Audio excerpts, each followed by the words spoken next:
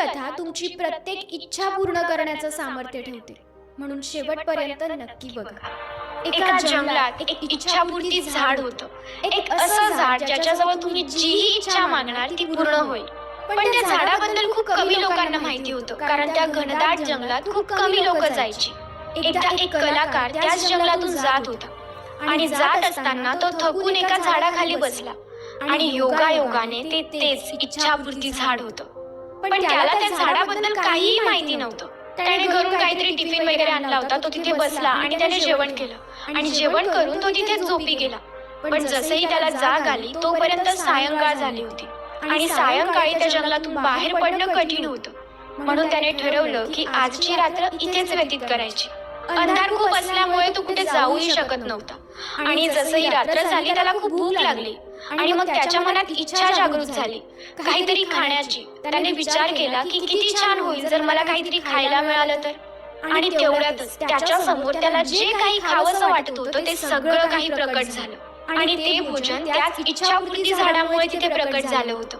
त्या कलाकाराला खूप भूक लागली होती म्हणून त्याने कोणत्याही इकडचा तिकडचा विचार केला नाही. त्याने लगेचच जेवायला सुरुवात केली. जसंही त्याचं जेवण झालं लगेचच त्याला काहीतरी पिण्याची इच्छा झाली आणि बघता क्षणी त्याच्या समोर 2 शरबताचे ग्लास प्रकट झाले. त्याला आश्चर्य वाटलं. त्याने लगेचच ते शरबत पिऊन टाकलं. त्याला आश्चर्य वाटत होतं पण त्याने जास्त विचार केला नाही.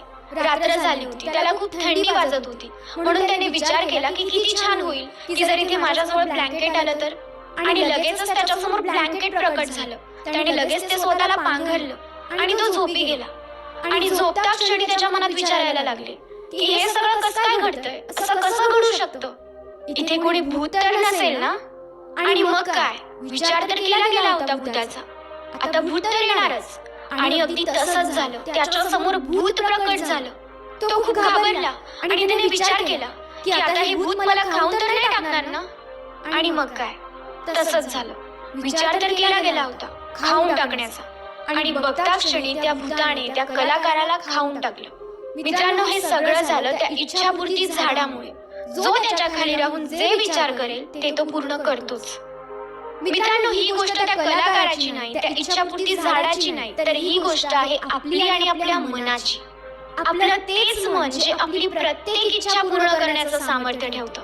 मित्रांनो, आपलं मन हे या जगातलं सगळ्यात मोठं इच्छापूर्ती झाड आहे. आपण जसे विचार करू तशाच कृती तो आपल्याकडून करून घेईल आणि तसंच आपलं भविष्य घडेल. मग आता तुम्हाला ठरवायचंय, जर तुम्हाला तुमचं आयुष्य निगेटिव्ह हवं असेल तर निगेटिव्ह विचार करा आणि जर तुम्हाला तुमचं आयुष्य पॉझिटिव्ह हवं असेल तर चांगले विचार करा.